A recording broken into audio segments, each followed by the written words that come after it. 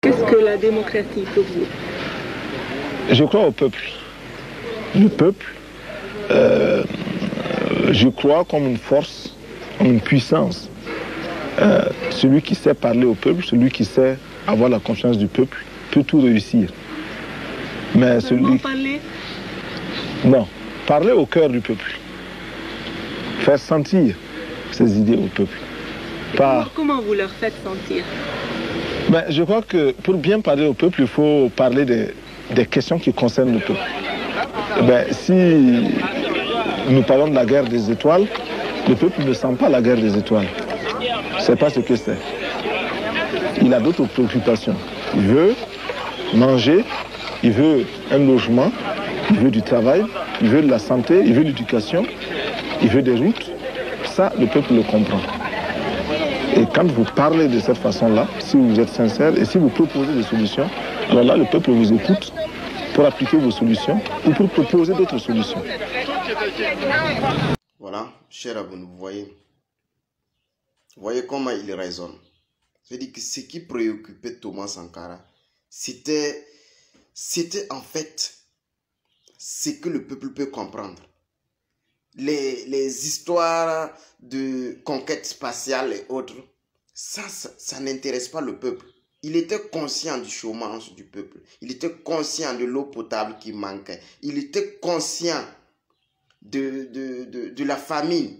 Les gens ne mangeaient pas assez. C'était ça. C'était ça. Voilà comment il raisonne. Voilà comment un bon président peut raisonner. Aujourd'hui, nous avons des présidents. Est-ce qu'il ne peut pas voir ça? Il voit. Alors, écoutons. Votre budget national est de 80 milliards et le déficit cette année est de 12 milliards. Votre pays a aussi une grande dette à payer. Comment faites-vous pour vous débrouiller? Eh bien, nous nous débrouillons précisément. C'est vrai que nous avons un budget qui est très faible. C'est vrai que c'est l'un des plus faibles d'Afrique. C'est vrai que nous avons un déficit et que nous avons une dette extérieure à assumer. Nous nous en sortons d'abord en limitant nos dépenses. Plus vous avez de besoins, plus vous devenez pauvre. Moins vous avez de besoins, plus vous êtes riche. Donc nous limitons nos besoins, nous diminuons les besoins. Toutes les dépenses de prestige, nous nous employons à les supprimer. Quelles dépenses de prestige? Par exemple, les voitures de luxe, nous les supprimons. La patou la mort! La patou la mort! Écoutez très bien ce que ce monsieur dit. Il ne nie rien. Vous avez aujourd'hui des présidents en Afrique, quand vous essayez de dire que dans leur pays, il y a la misère, ils vont nier tout en bloc parce qu'ils font beaucoup. Ils font des voies, ils construisent des hôpitaux, c'est tout ce qu'ils vont dire avec des références. Mais Thomas faisait assez, il faisait beaucoup. Mais quand on reproche quelque chose, en fait, quand on parle de la misère de son pays, il l'admet. Il l'admet d'abord. C'est vrai tout ça.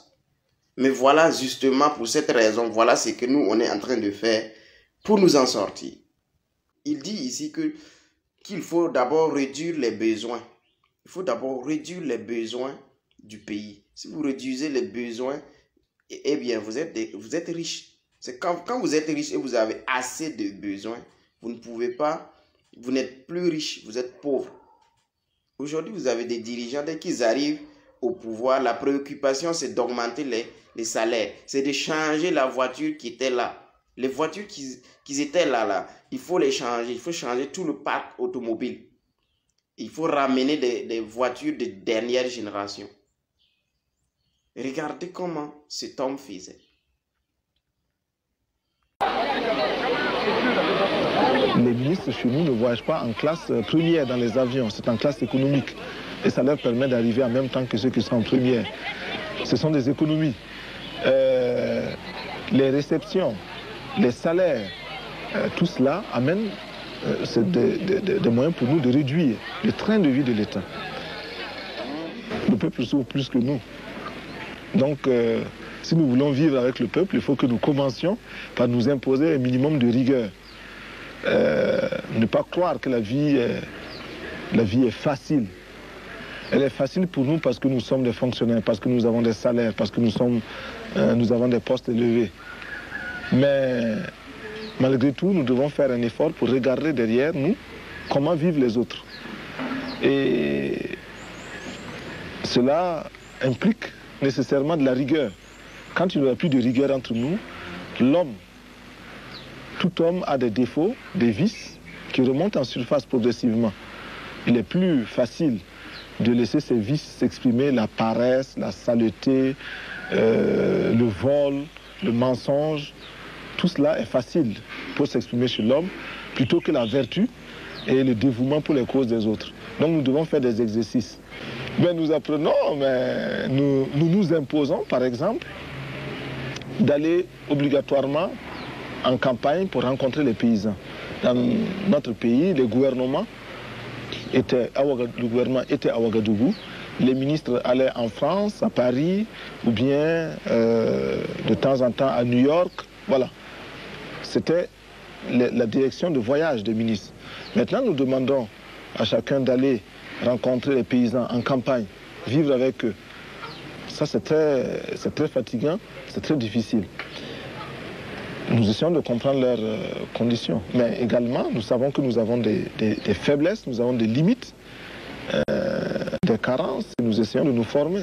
Par exemple, nous allons à l'école, nous apprenons l'anglais, nous apprenons l'informatique.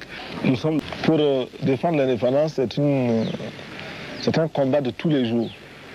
Parce que je ne connais pas sur cette planète-là un pays qui peut soutenir à 100% le Burkina Faso sans demander de contrepartie. Je n'en connais pas. Seul le Burkina Faso peut aider le Burkina Faso. Tous les autres pays vous demandent toujours quelque chose. Ce qui veut dire que c'est tout le temps la lutte. Et quand vous énoncez la vérité, elle blesse. Les partenaires, les amis pensent que vous devez être inconditionnel, surtout que vous êtes pauvre, vous êtes petit et ils peuvent s'occuper de vous. Or, nous sommes pauvres et petits, mais nous voulons tout le temps dire la vérité partout. Tous ceux qui cherchent à nous dominer, d'où qu'ils viennent, ils sont impérialistes. Même de l'Est. Même de l'Est, s'ils nous dominent. Et pour cela, c'est leur comportement qui fait qu'ils sont impérialistes, ce n'est pas leur position géographique.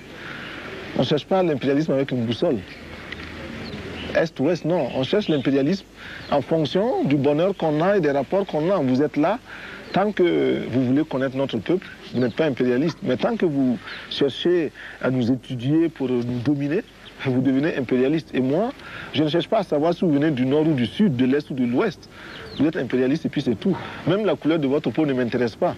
Parce que vous pouvez être noir, comme moi, mais avoir des idées de domination et d'exploitation des Noirs.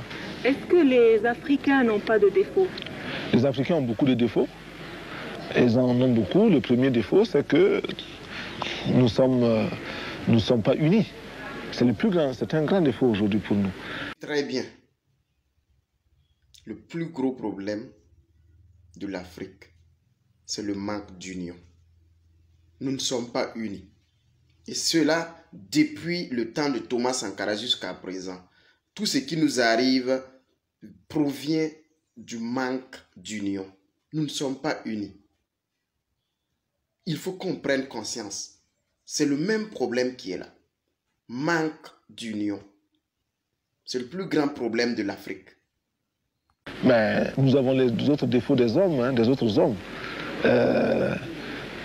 Il y a des paresseux chez nous, il y a des voleurs, mais je crois qu'il y en a chez vous aussi, on voit dans les journaux chaque fois. Il y a des dirigeants chez nous qui sont des voleurs, mais on voit dans vos pays également des scandales chaque jour. Il y a des dirigeants chez nous qui sont menteurs, mais on voit chez vous aussi des dirigeants qui sont menteurs, des scandales, tout le temps dans la presse. Donc, nous avons les défauts des hommes. Avant de vous dire au revoir, j'aimerais vous faire remarquer quelque chose. L'humilité. L'humilité d'un président. Regardez là où Thomas est assis. Thomas est assis sur une chaise en bois. Vous pensez qu'à l'époque, il n'y avait pas de fauteuil? Il n'y avait pas de salon où il y a des fauteuils rembourrés? Il n'y avait pas des endroits bien confortables? Il a choisi d'être à l'air libre.